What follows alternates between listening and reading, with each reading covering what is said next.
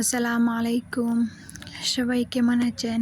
আশা করছি আল্লাহর রহমতে সবাই ভালো আছেন। আমরাও আলহামদুলিল্লাহ ভালো আছি।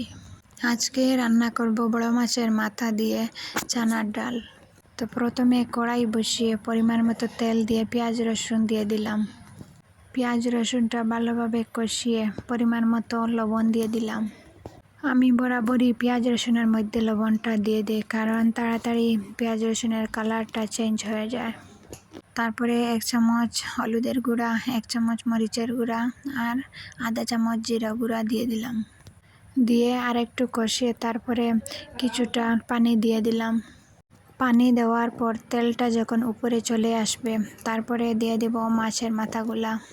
মাছের মাথাটা দেওয়ার পর নাড়াচাড়া করে চামচ দিয়ে ভালো করে ভেঙে নেব।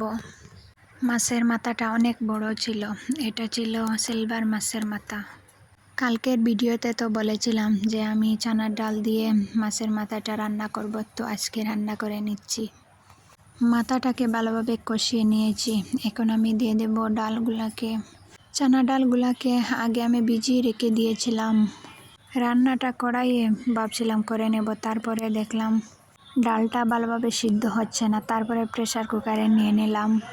আমি সব সময় তরকারিতে গরম পানি ব্যবহার করি, আর এটাতেও গরম পানি ব্যবহার করেছি। গরম পানি ব্যবহার করলে রান্নার স্বাদটাও দ্বিগুণ হয়ে যায় আর তাড়াতাড়ি সিদ্ধ হয়ে যায়। তার কারণে আমি সব সময় গরম পানি ব্যবহার করি রান্নাতে ঝোল দেওয়ার সময়।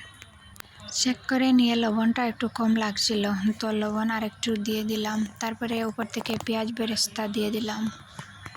তো আমার চানার ডাল রান্না ডান। তো আমার আজকের ভিডিওটা যদি ভালো লেগে যায় প্লিজ একটা লাইক দিতে ভুলবেন না। আর আপনি যদি আমার চ্যানেলে নতুন হয়ে থাকেন, আপনি চাইলে আমার চ্যানেলটাকে সাবস্ক্রাইব করে নিতে পারেন। আর ফেসবুক থেকে দেখে থাকলে ফলো দিয়ে দেবেন। আর আপনি যদি এই কাজটি অলরেডি করে থাকেন আপনাকে অসংখ্য ধন্যবাদ। সবার সুস্বাস্থ্য কামনা করে আপনাদের কাছ থেকে বিদায় নিয়ে নিচ্ছি। আল্লাহ হাফিজ। আসসালামু আলাইকুম।